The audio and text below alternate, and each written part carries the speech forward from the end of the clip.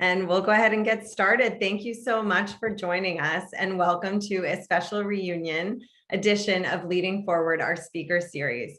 My name is Kate Treitman Brown. I graduated from Nobles in '99, and I work in the Office of Graduate Affairs. I am so excited about our program tonight. If you had a peek into what would be called the green room, I've already been laughing for about 15 minutes. Special thanks to the Graduate Council and to the tech team at Nobles for helping us to connect with you tonight. First, we'll hear from our speakers, and then we'll have an opportunity for question and answer. You can use the Q&A box at any time during the presentation, so feel free to do that at the bottom of the screen. So I'll introduce our speakers and then turn it over to them.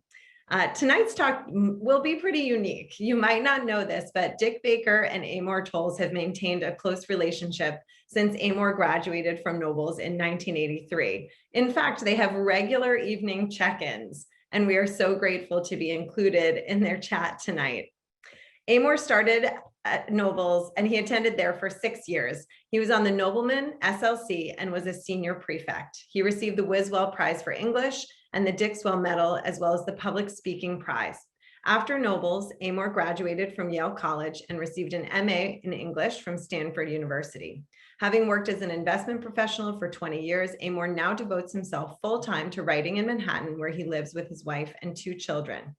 His first novel, Rules of Civility, which was published in 2011, was a New York Times bestseller and was named by the Wall Street Journal as one of the best books of 2011. The book has been translated into over 20 languages, its French translation receiving the 2012 Prix Fitzgerald. His second novel, A Gentleman in Moscow, which was published in 2016, was on the New York Times bestseller list for over a year in hardcover and was named one of the best books of 2016 by the Chicago Tribune, the Washington Post, the Philadelphia Inquirer, the San Francisco Chronicle, and NPR. The book has been translated into over 35 languages, including Russian. In the summer of 2017, the novel was optioned by E1 and the British actor Tom Harper to be made into a 16-hour miniseries starring Kenneth Branagh. His next novel, The Lincoln Highway, will be on sale on October 5th. Mr. Baker truly needs no introduction with this group. Many of you likely had him teaching you senior English or as the head of school, a role he served from 1987 to 2000.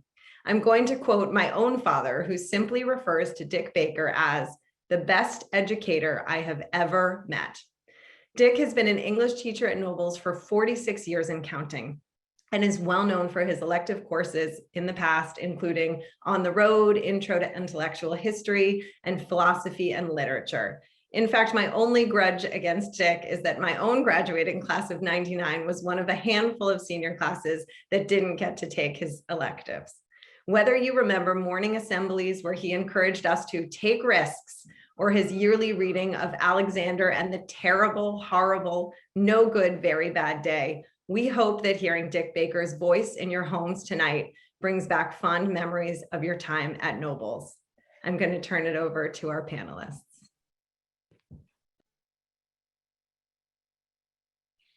I sometimes feel that, and there must have been a novel about this at some point, is that I have become a voice and nothing more than a voice, because they trot me out for events like this simply in order that I can speak a few words and then retire. I first want to begin by apologizing for the venue that you see me in. Amor's got trees all around him there, but I am in one of the classrooms in Shattuck. For those of you who perhaps had a class with me in the last 20 years, this is the classroom that I taught in. Not a particularly aesthetically pleasing place, but the alternative was my home, which is even less aesthetically pleasing because I'm due to move on Monday. And so you put up with the austerity of room 123 here. and we'll go from there. Something about my background with Amor. Kate mentioned the fact that Amor and I have stayed together. First of all, I think she was a little delinquent in not saying something about Amor's captainship of the croquet team when he was at Nobles. I don't know whether he earned a letter in it or not, but it was an important part of it. And I think he probably petitioned to make it a sport. But I was, more seriously, I was very close to his dad. His dad was one of my best friends, a man I miss a great deal. And as a result of my friendship with Stokely, I became close to all of the three children and remain close to the three children. In the 90s, Nobles had a connection to a school in Moscow. And some of you may remember Russian students coming to the school. Ksenia is still living in California as a physicist. And the headmaster or the head of that school used to come to Nobles and borrow books, things like that. She wanted to cement the relationship. And so one year she suggested that I go and spend a couple of weeks in Moscow. I thought that was a great idea. And Amor found out about it and asked if he could come along. And I thought, what better companion? I mean, traveling with Stokely, the father, was great fun. The same thing is true with Amor. There is no better conversationalist in the world, in my opinion, than Amor, and his range of knowledge is great. The inception of the novel, I like to think, began when he was in Moscow with me, because the last night, as I remember it, before he went off to St. Petersburg and I stayed in Moscow, we went and had a drink at the Metropole. And so that was that's where it all began. But I'm going to ask him about really where it did begin, so that some of you who may not know the inception of the novel can get some background on it. So, Amor, you're a creative artist. I have nothing of that in my genes. How does somebody develop an idea for a novel? Does it come incrementally? Well, Moscow, hotels, or does it spring fully formed like Athena out of the head of Zeus, and you already know pretty much everything that's going to happen? Tell us a little bit. Yeah, it's not the Athena out of the head of Zeus, I don't think. I think that the most valuable way for me to answer your question is to point to a couple of threads of thought process that ended up in the invention of A Gentleman in Moscow, and that in a way preceded the idea of writing the book at all, because I think that's actually the way a lot of imaginative work, particularly narrative, comes to fruition. And so certainly the trip to Moscow, during the trip to Moscow, which you and I did in 1998, which is, what is that, 30 years before or 25 years before I sat down to write A Gentleman in Moscow, half of my life before, let's say. There were many things that we saw, that we witnessed there, that kind of got buried in the back of my head, and that later sort of percolated up into the narrative of A Gentleman in Moscow. So to give you an example, and I think this is the most important example, because there are many smaller ones, but when we were there and we were in Red Square, and for those of you who have not been to Moscow or not been to Russia, Red Square, of course, is the giant plaza that's right in front of the Kremlin. And on the other side of it, opposite the Kremlin, is a famous department store. But at either end of Red Square are two famous cathedrals. St. Basil's, which is the cathedral with the brightly colored onion domes. That is basically, if Putin's in the news and you turn on CNN, St. Basil's is what they show you on the back of the screen, because it's Russia, right? But the cathedral at the other end of Red Square is called Kazan Cathedral. And Kazan Cathedral is, and so you have to picture, that Dick and I are in Red Square, and we both have our guidebooks, right? Because basically, and this should come as no surprise, we're both guidebook guys. But absolutely. Many of you may not know this, but in Dick's family, his nickname at one time was, I think it was Anton. Did we go right to Anton? Because of, this is the way that his children called him Anton, because of Anton Chekhov.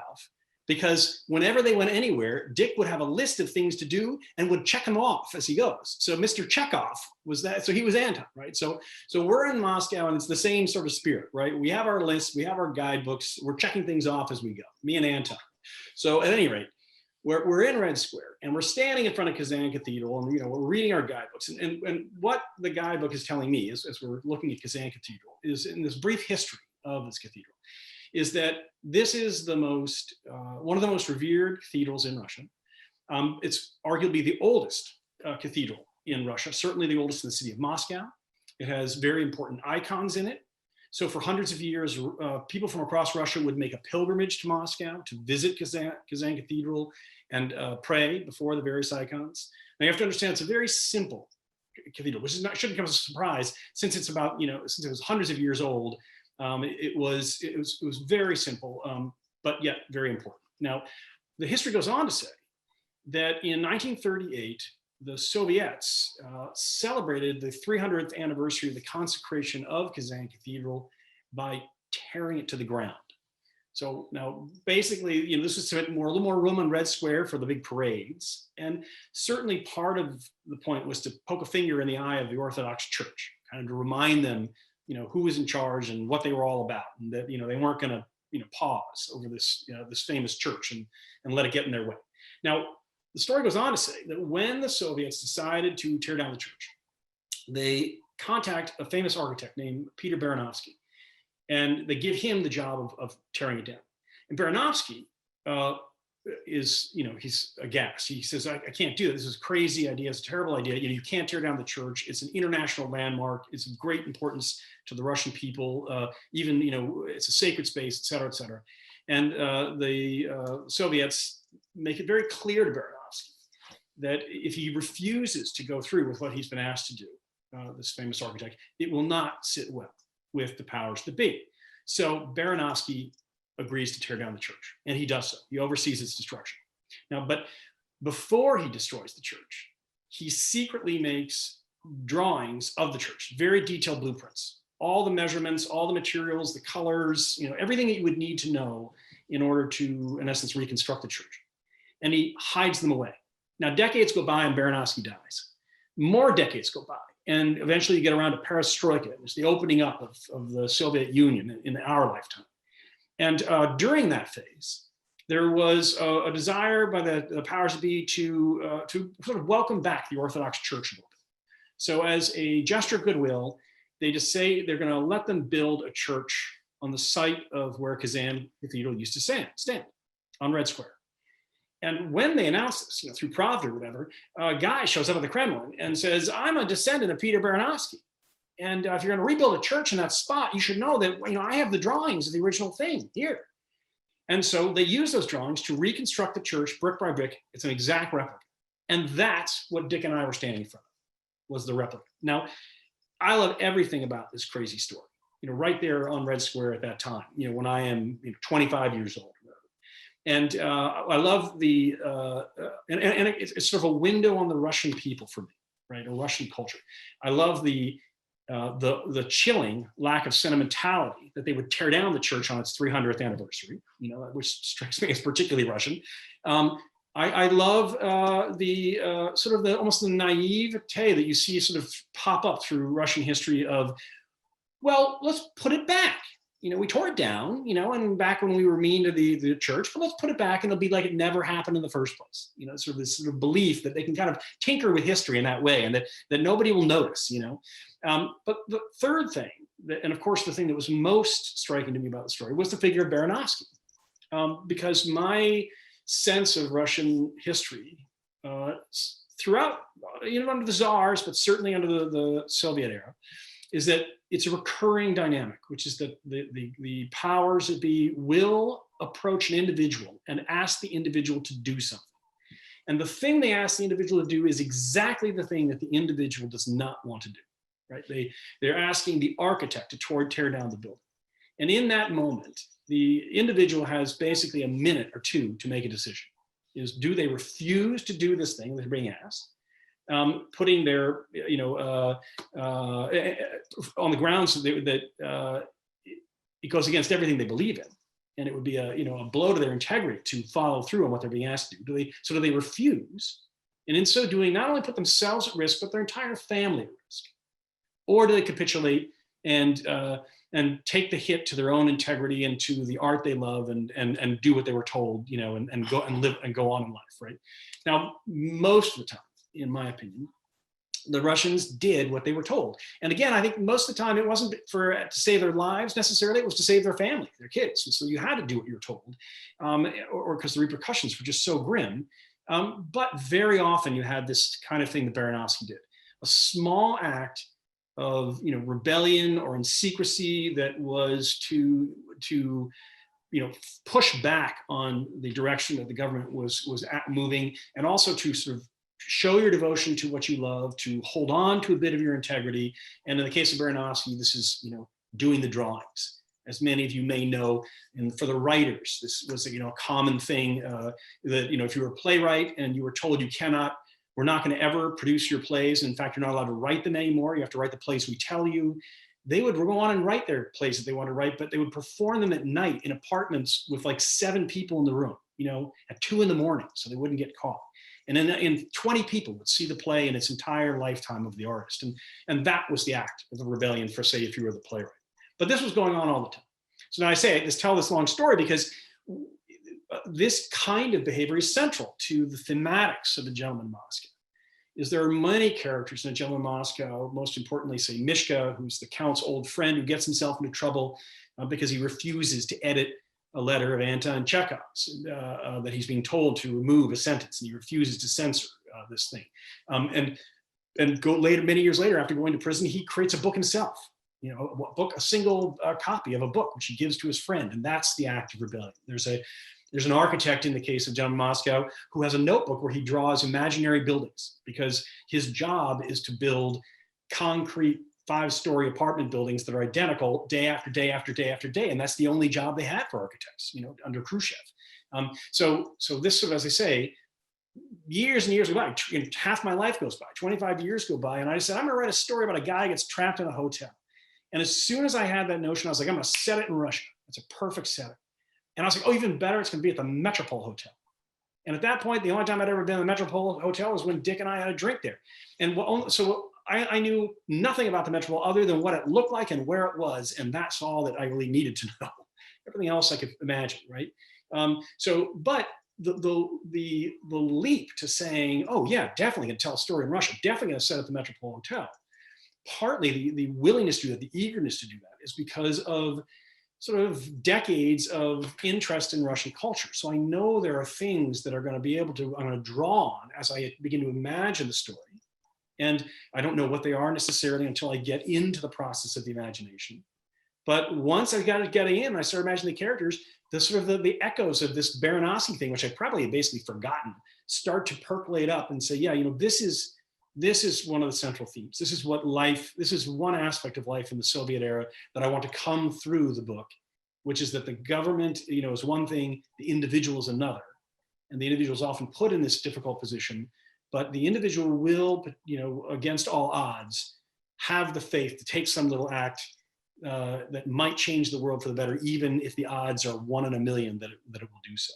But that act of faith is what drives them on. And that can be in these little subversive actions like Baranowski's drawings. Well, picking up on that, the book opens with a poem, and the poem deals with the question of purpose. And it's assumed throughout the book that the Count is the one who wrote it. Turns out he didn't, but it is something that saves him from a fate that's probably much worse. They put him in a hotel rather than sending him to Siberia or shooting him. Right. In your mind, what was the reason for the poem beyond the fact that it works well for the plot? But the poem itself is a complicated business, and it deals with the issue of purpose. Is purpose central to Gentleman as a literary artifact? Yeah, I mean, I think that for me, I mean, hopefully, if a novel is well constructed, a novel can mean many, many, many different things. That's really, at its height, that's the purpose of serious narrative fiction. Is that it's, I like to call it a machine for meaning. Is that when it's well constructed, it can mean many, many things. So I don't set out to make a particular point, let's say, or to drive home a single theme. But certainly within the kind of the array of themes that I was thinking about, and some of you think of it actively, some of it you're discovering as you go, some of it's subconscious and you don't realize till much later, some of it you will never even notice, but some of the themes you're a little bit more self-conscious about as you build the story, and certainly purpose is one of those, in that I really sort of I came to understand the narrative once I had fully imagined it, because I'm an outliner. So I'll spend a year designing a book, at least a year thinking just about every aspect of it. Then I'll spend at least a year outlining it, where I'm figuring out the chapters and what happens, and then the backgrounds of the characters and where the individual conversations occur and the individual events, et cetera. I mean, that goes into a very long document before I sit down to write chapter one. So I tend to know a great deal about it when I sit down to write. So as I say, I knew that purpose was a very important part of the puzzle, because really the book is about the search for purpose. The Count, as an aristocrat, raised in the 19th century, wealthy, he's never really had a job, he's never been married, he's never had kids, but he's been trained in cuisine and high arts, and he's had a grand old time, in the Tsarist days. He's an honorable person, but if you really, he would consider himself pre-revolution as a person of purpose. But if you scratch beneath the surface, the purpose doesn't go very deep. The purpose is to enjoy life and to read art literature and to listen to grand music and to have a nice time with the ladies. But when he loses all that, right, then he has to start to dig in deeper and try to figure out a new purpose. He has to find a new sense of purpose. And those of you who've read the book, of course, that the sort of the first layer of finding purpose was really simply just getting a job, becoming a waiter. And through that, the relationships that come with having a job, having a role of service, having something to do every day, to fulfill a role that's important in its small way in the life of the hotel. And that's kind of around a generation first. But then much later, he's asked to keep an eye on a young girl, and almost as the role of a parent, and that's obviously a much bigger kind of purpose. A much bigger purpose. And I don't think I've ever asked you this question, but what draws me most to the book, and I assume that one of the major influences is your daughter, and because I like the Count, he's a good guy, but Nina sells the book to me in the early chapters. I think I think you've said, like, how do you know anything about a 9-year-old girl? Well, what do I know about a 6-year-old Russian guy? I don't know about any of these things, but I mean, come on, that's not, it's not about. But she seems like. Go ahead. No, I was going to say, my daughter was 5 when I started writing the book. My daughter was 8 when I finished writing the book. Nina is 8 at the beginning of the novel. When Sophia shows up, she's 5. So yes, so in writing young girls, yes, can I write with a little bit more confidence by virtue of having a little girl in the house? Yes. Now, my daughter's nothing like Nina or Sophia, but my daughter certainly gave me the insight just of how shrewd a little girl can be, So that, and I'm, every now and then it's funny, somebody would say, "Oh, I love the character Nina," but of course, an 8-year-old girl would never act like that. And then they say it like in a room, and you see all the parents of 8-year-olds start shaking their head and go, "Hey, absolutely can act." I've never had a young parent say that to me. It's always been someone who doesn't have kids or whatever, or who hasn't had children in the house for like 50 years. But yes, young kids, 8-year-olds can be quite smart, and they can be quite opinionated. They can be quite willful. All these great things that Nina exhibits. So there's some of it. Do you think that writers hide their basic personalities when they write? And here's the reason. I want you to talk a little bit about tone in the book, because when I read the book, the tone is like having an evening with Amor. it has many of the same features, and yet there's something about the tone that I'm not quite sure of. I mean, it's great good humor. There's a level of irony in it, I think, but there's something else that's almost as if the author is standing back at him and kind of chuckling at what he's presenting to us. How did you envision tone when you were writing it? So let me first say that the count is definitely not me, right? So I'm not so sure, but okay, I'll accept that. I understand that you would draw that conclusion, but also the Lincoln Highway is about 3 18-year-old boys and an 8-year-old boy, and you hear from 8 different voices in the course of that novel, and including a 60-year-old African-American vet, a 80-year-old academic, a 18-year-old girl from, exactly, based on you, an 18-year-old girl from Kansas, who's a churchgoer, and an 8-year-old boy who, while my education, my interests allow me to overlap with the count more than some of the characters just mentioned, I don't want to suggest in any way that the narrative process is really about having an extension of one's personality or one's. Can you prevent it? Can you prevent it from being? Absolutely, that's what I'm saying. I think that and by the way, different novelists and writers approach this very differently, and are trying to achieve different things, and to do so through different means, and sometimes from book to book they are, right? So, Raymond Carver, is the voice of Raymond Carver's short stories closer to Raymond Carver? My guess is it is, in the way that it is with, say, John Cheever, or maybe John Updike, Philip Roth. For a lot of Philip Roth's work, we feel we are closer, and that's on purpose by those artists in many cases. Whereas you look at 100 Years of Solitude, which character is Marquez? I don't know. It's impossible to pinpoint that. Is Ishmael or Ahab Melville? No, no, that doesn't really jive, any more than, famously Shakespeare, we don't know where he is. What makes Shakespeare's plays great is that we can't find him, in the plays. I agree with all of that, but in this case, I really did feel that there was a strong element of you in it. And I guess a lot of it had to do with the humor that was backlit in some way. It's almost as if you were having such good fun with it, because it was such an expression of who you are. But we're going to get pushed on this. I have two. I got a million questions, but I have two one of them is related to novels. When I first came to novels, I heard that Eliot Putnam told a story about a tall gentleman helping people, and the title, A Gentleman in Moscow, made me think of that. Was there any connection? And if so, what are the qualities of, this is going to be easy for you. What are the qualities of being a gentleman that the Count embodies? You got to read the book. No, I'm kidding. That's a long list. That's a long list, right? But I wouldn't. But off the top of my head, and it would be off the top of my head because I never really wrote a list down or asked myself that.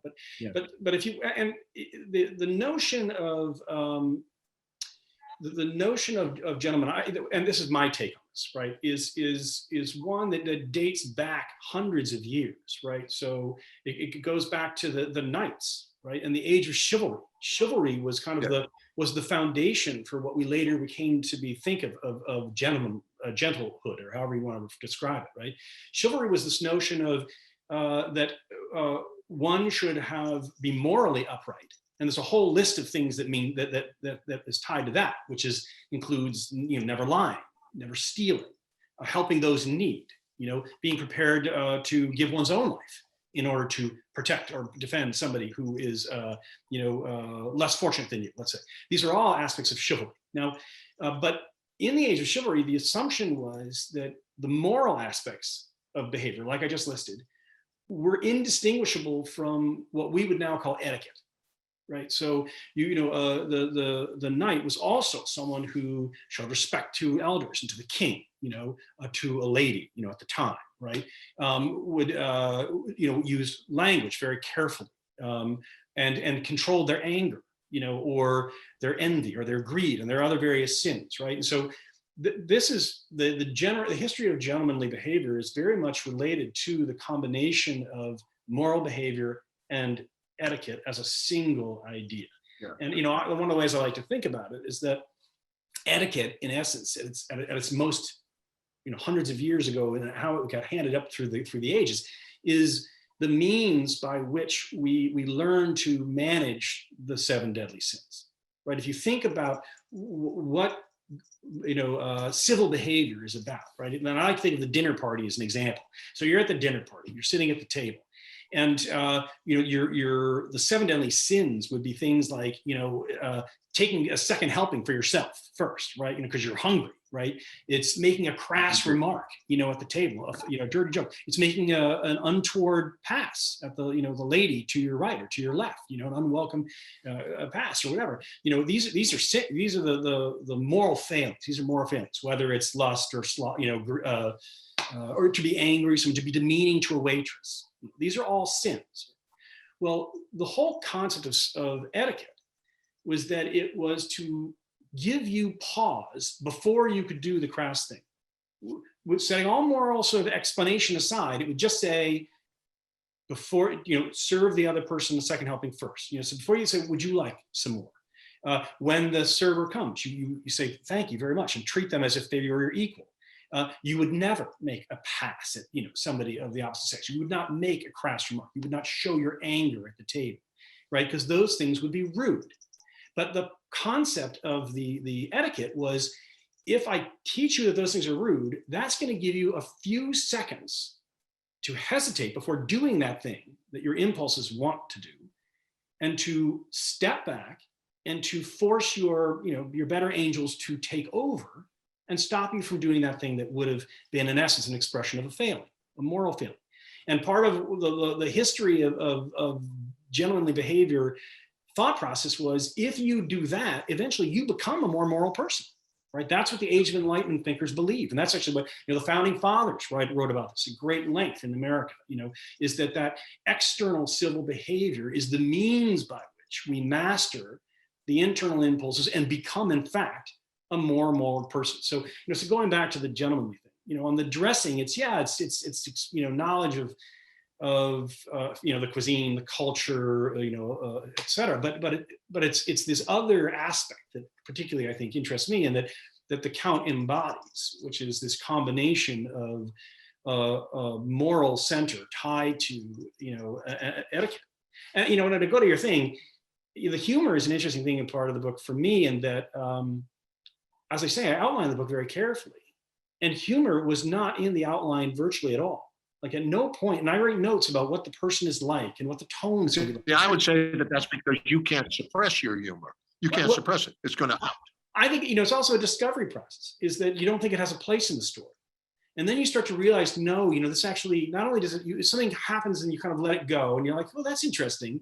That's sort of a funny little scene, and the kind of comic and undermines the Count's stature. And you're like, what, that's right. That's a better way to tell the stories, to start to incorporate, let that happen with greater frequency. And in some cases, that's answering that original question. Now, Kate's going to interrupt us in about 10 seconds, so you got a minute to answer this question. But it's self-serving in the sense that I would like all my students to hear it, but I would also think it would be valuable for the other people in the audience. You've been involved in a book club for 20 or 30 years. Yeah. And I think of it as an appropriate vehicle for anyone. Could you just tell us very briefly about your book club? The book club, and you're exaggerating a little bit, but not a lot. I mean, we've been together for 16 years now, I guess. And it's 2 men, 2 women. We're all married, but not to each other. And I mean, it's just 4, we're 4 friends, and we meet monthly to discuss a novel over dinner and, into the night. And what we set out to do was to read the great works of literature. And you know, kind of my thought process in this was, and continues to be, I guess, and I'm a contemporary novelist, so I shouldn't say this, but that, you know, time and history is terrible at capturing all that is great in art. So, you know, if we look back to the 1850s or 1880s or whatever, there are many novels that were masterpieces that we have no idea what they are. There are and paintings that are masterpieces, symphonies that are masterpieces that are lost forever to time. And because time is not good at capturing all that is great, but time is very good at casting off all that is mediocre. But that takes time, as I say. So over a period of decades, time is pushing out all the stuff that was in vogue or a fad or kind of titillating or funny at the time or whatever, or shocking, but didn't really have the substance to serve a close scrutiny from the sense of a great work of art. So what that means for me as a reader is that I try to focus on books where I know, in fact, they're going to be very rewarding, and that means turning the clock back at least 50 years. So we've spent, you know, we read on projects. So what we'll do is we'll say, okay, we're going to read 5 works by Mark Twain. Let's see, we did this one year. 5 works by Mark Twain. We started actually with Thoreau, Emerson, Emily Dickinson, and Whitman. We read them in a row. And then we read 5 novels by Mark Twain. And then we read 7 novels by Faulkner. And kind of this investigation of the American voice and kind of how it had evolved over time from the middle of the 19th century into the middle of the 20th century. You know, one of my favorites is we read, in one period, we read Madame Bovary by Flaubert, Anna Karenina by Tolstoy, Portrait of a Lady by Henry James, and I'm going to forget the fourth. Well, you did all the Proust too. Yes, and you know, and these books that I was just listing is and Middlemarch by George Eliot. We call that 19th century wives under pressure. You know, because that was, you know, Anna Karenina and Madame Bovary and Portrait of a Lady, were all these, you know, these women, great masterpieces written within like 30 years of each other in 4 different countries, that investigate kind of how the role of women is changing in society at a very deep level. So anyway, so yes, that's the kind of things that we do. Are you going to cut us now, Kate? Thank you so much. I sort of never wanted that to stop, but we do have some fantastic questions from the audience. So I'm going to sort of weed through these, and I know some of them were already answered, some questions about tone and the poem and things like that. So one question from a recent grad is, did anything that you learned while writing A Gentleman in Moscow change your writing process for the Lincoln Highway? That's a very interesting question. You know, I think that everything you write, you hopefully learn something from. But you know, it's a little bit like it's not sort of simply like a building block dynamic where I learned 33 was here, and then I learned 3 more things. Now I know 6, and then I learned 3, and now I know 9, and then I learned 3, and then I know 12. It's because partly what it is that it's you're responding to what you've just done, or this is the way I work, and changing course. So, you know, Rules of Civility is a novel about, you know, a young woman in New York City, and the book takes place over the course of a year. You know, and she's a working class background. She's rising up the ladder, as it were. You know, Joan of Moscow is the guy who's lost everything. It's in Russia, and it spans 30 years. You know, this novel is 3 18-year-old boys and an 8-year-old boy on their way from Nebraska to New York City in 1954. And the whole book only lasts 10 days. And as I said, it's told from multiple voices. So it's kind of the veering, you know, from A Gentleman in Moscow. I'm not trying to take what happened in Moscow and then take it the next step, let's say, or build upon that, you know, and use that as a foundation. It's kind of the opposite. I'm kind of interested in, I want to now have a totally different set of rules. 10 days. How can I tell a whole story in 10 days that's compelling, and that you have a sense of someone's entire life, even though it's through this narrow aperture, as it were, and that it's about the promise of their life, as opposed to looking back on this, the evolution of their life in the way that Joan of Moscow ultimately becomes. And so it's that. Now, stylistically, also, I'm a person who believes that when you start to tinker with the setting, the time, the characters, every aspect of the tone of the book that Dick was talking about, and of the poetics of the book, the sound of the sentences, has to change. So in essence, you have to retool all the elements of your craft. You have to use metaphor a little differently. You have to describe settings differently. You have to launch dialogue in a different fashion to suit these characters in this situation. So I kind of use the shift from one story to another as a chance to, in essence, revisit all the elements of craft, take on a new challenge and bring those to fruition, So as I say, it's not, now, but of course, every time you do that, you hopefully get better at doing that, which is in starting from scratch with a totally new thing next time, as opposed to sort of building on in a very clear way from one story to the next. Great, thank you. We have one, this is for Mr. Dick, sorry, grad slip, asking which of Amor's books would you teach to Noble students and why, or all three? Well, the backstory on this is I've been relentless in the past 3 or 4 years to get him to write the book on the Lincoln Highway, because I teach a course on the road, and I figure I can resurrect it and have Lincoln Highway as the centerpiece of this. But I haven't read it yet, so I can't say. Maybe it'll stink. I don't know. But I suspect that if I live long enough, that I will incorporate Lincoln Highway into the on the road course, which I've been teaching for, I don't know, 40 years or so. Yeah, you better. After all that, I mean, good Lord. I know. I know. Now, and I mean, you were very nice. You've taught a gentleman in Moscow. I did. I teach a course in Russian literature, and I wined and dined Amor up here in order to get him to come up. And he sat in the class, and of course, as soon as he started talking, all the kids forgot about me. And even to this day, they don't even remember that I was the teacher. They think Amor was the teacher. You don't like to say anything in class anymore. For those of you who have not visited a Dick Baker class in the last 2 decades, you should know that the evolution of his teaching style is he now goes in and he tries to say almost nothing. It's like he kind of comes in. He's like, the ideal is he's going to get. I got away with it today too. I don't think I said a thing. Yeah, you kind of, your ideal is you walk in the classroom, you say begin, Yes, and then you kind of step back, right? And that is pretty amazing. Yeah. But yes, that's the Dick Baker classroom at this point. That's great. Thank you. We have a couple of questions about a career in writing. And Amor, if you can talk a little bit about, what that looks like. Had you always wanted to write? And, what does that look like as a full-time writer?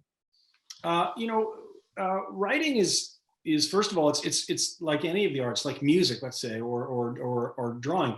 There, in the world of music, you have rock stars, right? We'd all like to be a rock star, but you have people who are playing music that you hear in a movie. You hear people making music that you hear in a commercial. You have people playing music at at dinners and at dances, and you have bands at bars all across the country. So and you have people playing music for their family, right? So there's this enormous spectrum of the ways in which music can be a profession, and that's true with writing too, right? There's an enormous array of the ways in which writing can be a profession. In the world of books, there are there are more than 600,000 books published in America annually, right? So, and that's covering all kinds of books, obviously, but there are more than 100,000 novels published every year. So it is, it is everything that your parents tell you about how challenging it is as a profession is true. So it helps to have a day job. Like everybody in the arts, has a day job for the long part of their career.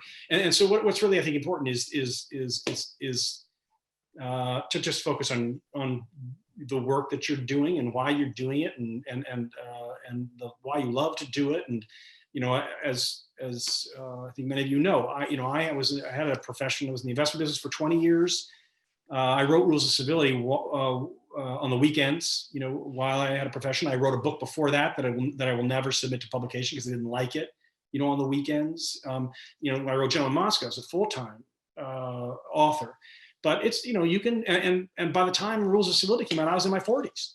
So. And I had a wife and kids, and had, as I say, at that point, a significant career. And so I think, there's different routes to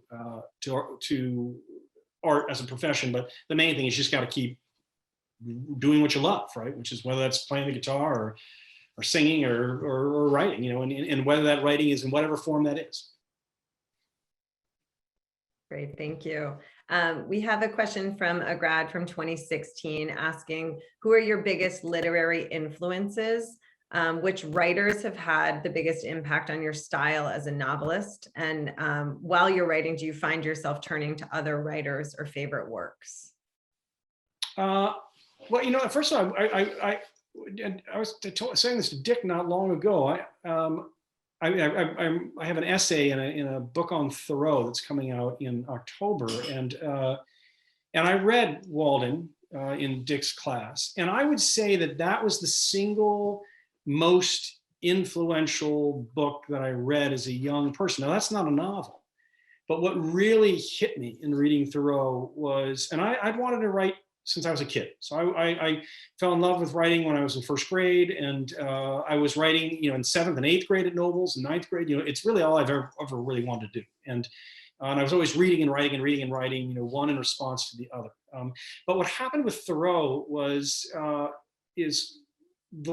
could not believe what he was doing. I just couldn't believe that you could read a series of sentences and they could be so rich, so poetic, so full of passion and insight, and you constantly have to just stop after reading 4 sentences and step back and be like, wow, what was that? What an amazing thing that was just expressed. And so it was my first real sense of how powerful carefully constructed language could be, in this way, and that in the way that Proust is that way, Melville is that way, Whitman is that way, and so that was kind of the first time where I was like, wow, and that's something to aspire to be able to write in a way that is that rich, and where rich means that it's multi-layered, that it can engage you, but trigger many different thoughts, many different emotions through the confluence and the harmony of all the different components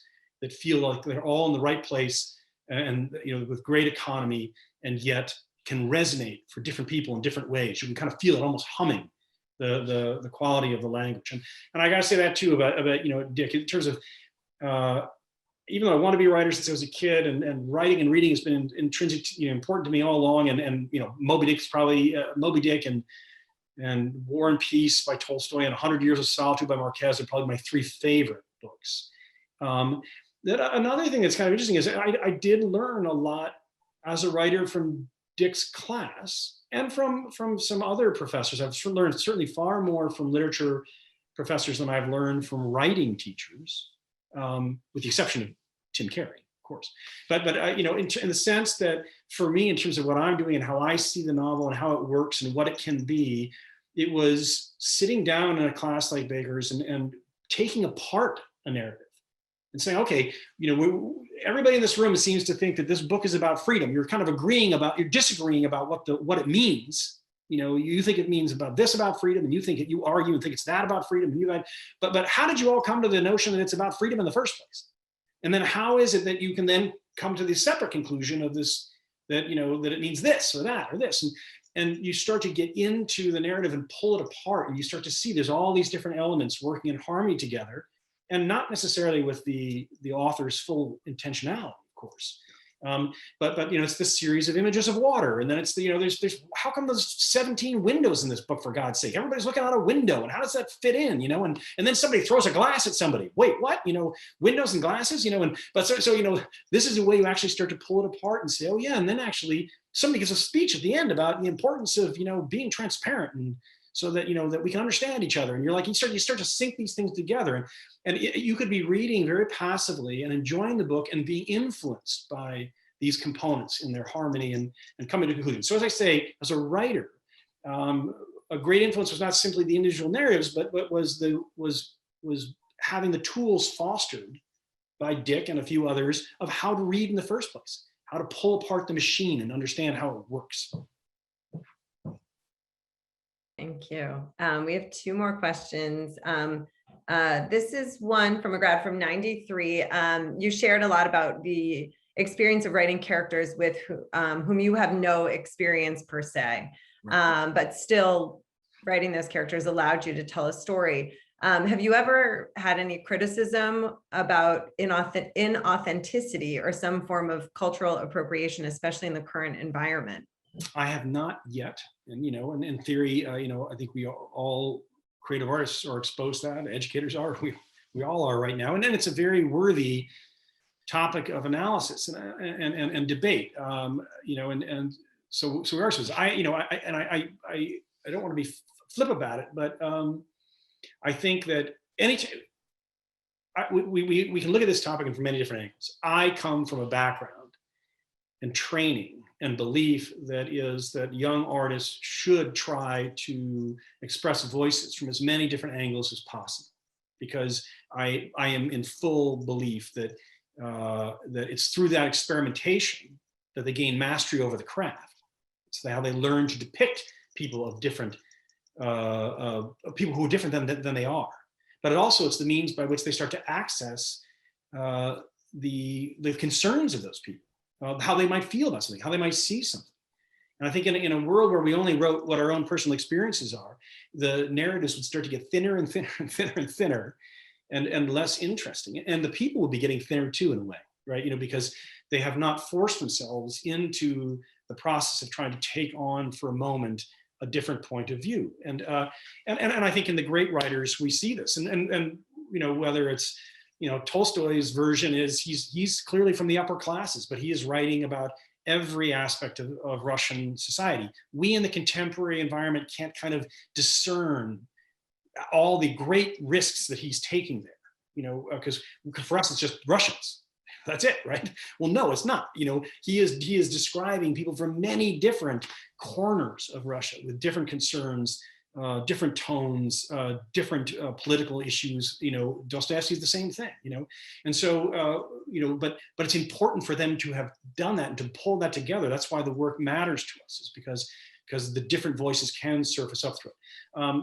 But at the end of the day, you have to kind of get it right. And I think you take a higher and higher risk. In a book like, let's say, Lincoln Highway, where there's 8 characters that you're learning from and hearing their voices, I'm probably taking less of a political risk there than if I said, my main character is going to be, whatever, an Asian American woman fighting the cause against the current rash of violence against Asian American women. Asian Americans would rightfully be able to say, why are you telling that story? What do you know about it? Why are you, but now if I was telling a story about a townhouse, or sorry, an apartment building in New York, and one of the women who live in New York is an Asian woman who is, assaulted, and that's a part of the story and how they respond to it. That's a very different thing, right? And so as a young writer, I think you still want to go out and to try to capture the broader humanity as best you can, but you do have to kind of know what is the best spot for you to tell the story of humanity. And it doesn't mean telling simply with your own personal experience. It may mean sharing the experience of an array of people.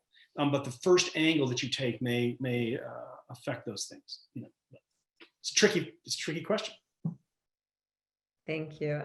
Before, I have one more question, but we do have a couple of shout outs, just people saying they love seeing you both on screen. Cece and Ham Clark saying, this is so fun, great to see you. And I am gonna ask one more question, then maybe we'll have time for another, but someone asked about the choice to do the 16-part series instead of extending the book to a full feature film. Can you talk about or share that choice? And also, when do we get to see it? Yeah, and I'll say right now, Gel in Moscow is still in development, so there is not nobody's shooting anything yet. They're still trying to figure out how to write it well, and its ultimate length is probably up for grabs right now. I think it may be, it may end up being 6 hours or 8 hours or something like that, but it's not going to be 2, and that was my decision. There was a desire of people to make it into a feature film, and I just felt like a 30-year story that spans these different times of life and these changes in Russian history, and this array of characters and how they evolve. that in a 2-hour movie that they would basically have to just ram it through or pretend like it, let's just focus on 2 years, and I was just like, why would you do that in this era where long form television is being made with such excellence? You have the finest actors in the world are showing up in long form television, the finest directors, the finest writers. And that's really where this narrative belongs. And so I think it will still be done. The team is still in place, but we're the first stabs at figuring out how to write it did not satisfy the overall team, which is great because you want them to have high standards. And so they eventually went and found a new writer this year, and they're going to start from scratch in a way. Great, thank you. I do have one last question, which is sort of about the business of being an author and the pressure to continue to produce. Obviously, you have 3 novels or almost, but what does that pressure feel like from your fans, from your publishers? If you can share with us a little bit about that. I don't really think about that now, but I'm 56 years old. I have 2 teenagers. I've had a rich life. So I don't worry about that too much. But I have the luxury of that as an older, crankier person, right? But I think that it is important. The way I look at it, the bigger project is that, and again, different authors approach this differently. But the way I approach it is that when I set out to write a novel, a book, which is going to take me 4 or 5 years from beginning to end as a process, a big commitment, and I don't share. So when I start, nobody sees that, not even my wife, not my agent, my editor. Nobody sees it until I'm done. So it's really 4 years alone. Is that when I sat to write a book, I say draft 1 is for me, and what I mean by that is that whatever I want to do, I'm going to pursue, and in terms of the bigger picture of what the story's about. But then, I'll follow any fancy of mine. I'll write a passage that goes on too long. I'll be boring. I'll be pretentious. I'll use slapstick humor where it has no business being there. I'll create a character that kind of interests me, but doesn't interest. It's not going to interest anybody else. But I'll do whatever. It's just for me. So I will follow all my whims and instincts and vanities right through to the end, and imagine it along those lines, without concern about anybody, not readers, not the marketplace, not my family, not my peers, not the future. I don't know. But then, once the draft is done and I've kind of got this thing there, then I like to turn it around and I try to edit for the reader. So I then sort of shift seats a bit. Let's say, all right, the nature of a book is that I'm entering a covenant. A reader is entering a covenant with me. They're going to not only buy the book, potentially spend money, but they're going to spend time, to read my work, and they deserve my taking this messy thing, which satisfies myself, and to reconsider it carefully, and to make sure it is worthy of their attention, their time, and their money, as it were. And that means going back through it and saying, okay, this is redundant. This is poorly written. This is cliched. This is unclear. This is unnecessary. These various things. These 2 characters are the same person, and it really should have been folded into a single person. And I have to figure that out, even though it's going to create a kind of mess in the whole novel. And this thing that happens that I was so excited about. I don't even know what is it even doing here. Let's pull the whole thing out, and so you start to go through it with the coldness of precision of trying to make the book worthy for readers. And so that's the second. But so anyway, that's for me the way it goes. First draft, I really don't think about anything or anybody, and just for me. And then I start to think about it. And I should say here, that's not a marketplace thing. So I'm not trying to say at this point, okay, well, how can I make it sell? It's really, how would I make a careful reader more satisfied? A really tough reader, Faulkner himself. How can I make this book better for Faulkner? How can I make it better for Dick Baker? And so, it's the sort of an ideal reader that you're trying to do this for. And I should also point out, this does not mean making the book easier. Very often the changes that I make at that stage make the book harder. I'm taking out explanation and leaving in just no explanation of why a character does something, because the reader can figure that out. and that's, that's part of the satisfaction of reading, well-written prose, is that you're not being told every aspect, right? And so anyway, as I say, it's the process of editing for the reader doesn't necessarily mean cleaning it up, making it easier, making it happy. It's not that. It's kind of the opposite. It's making it tougher, more challenging potentially, but cleaner, sharper, more economic, so that the reader's not wasting their time. Fantastic. Well, I think we'll stop there with how do you make your books better for Dick Baker. Thank you both so much. This was really a memorable evening. I'm honored to share the screen with you both. And I think everyone wants to know, are you guys going to stay on and have your Thursday night chat? Do we get our drink now? Thank you so much. Have a good rest of your night. Dick, thanks, Dick. Good to see you. Thank you, Amor. We'll have that drink sometime. And thanks everybody for coming tonight.